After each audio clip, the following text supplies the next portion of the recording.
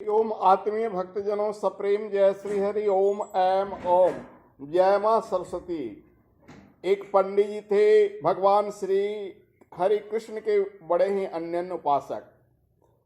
दिन रात श्रीमद् भगवत गीता को साथ में रखते थे और गीता जी का पाठ किया करते थे। गीता जी का एक श्लोक को उन्होंने अपने जीवन में उतार लिया था।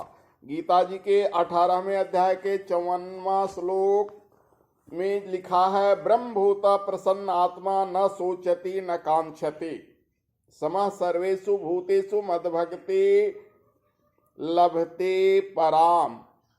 वह ब्रह्ममय है आत्मा जो किसी के लिए शोक नहीं करता है, किसी से कुछ चाहत नहीं रखता है, आकांक्षा नहीं करता है, और वही भक्त मेरी भक्ति को पाता है। तो भगवान श्री हरि कृष्ण की भक्ति पाने के लिए वे अपने को बिल्कुल गीता में बना लिए थे।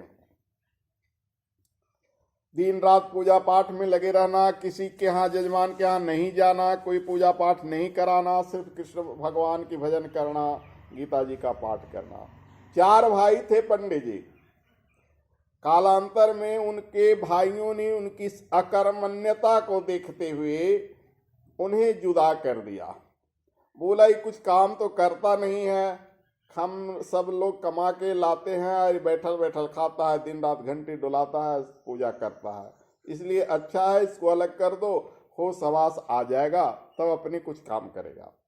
पंडित जी के पास जो कुछ भी संपत्ति बचा हुआ था, दिन प्रतिदिन घर गृहस्थी के में लग गया।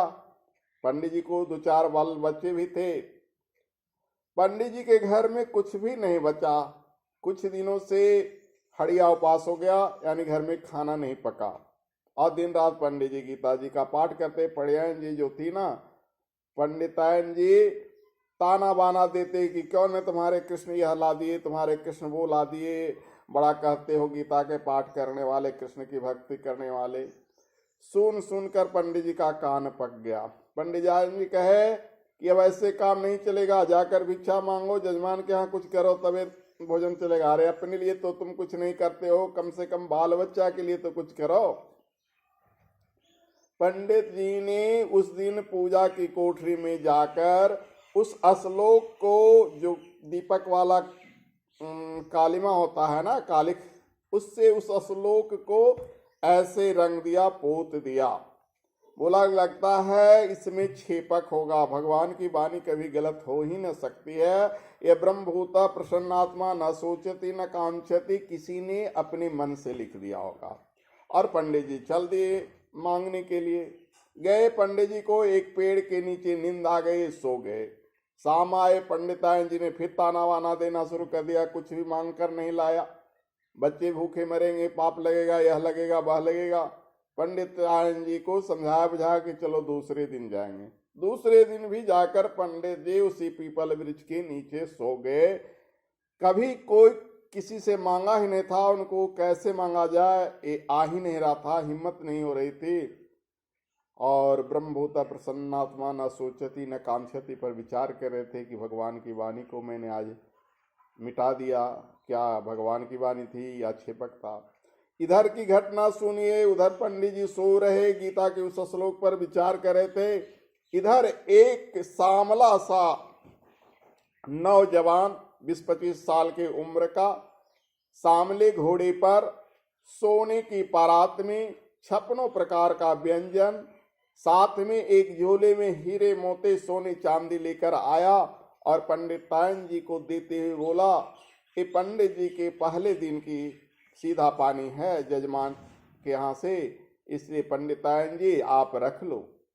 पंडितायन जी बोले, अरे पंडित जी तो जीवन भर किसी को कुछ नहीं मांगे आए, एक दिन में इतना खजाना ले आए, तुम कौन हो, कुछ तो बताओ, नहीं तो पंडित जी बोलेंगे, तुम अपना परिचय तो दो। उस किशोर युवक ने बोला कि आप बोल दीजिएगा कि आज सुबह जिसको गुरु मंत्र दिए, दीक्षा दिए और उसके मुंह पर काजल कालिख लगा दिए, वही शिष्य आज आया है, इतना कह दीजिएगा, बस इतना ही परिचय काफी है। पंडित जी सामने आए रूखे मन से और बैठ गए दलान में चुपके से।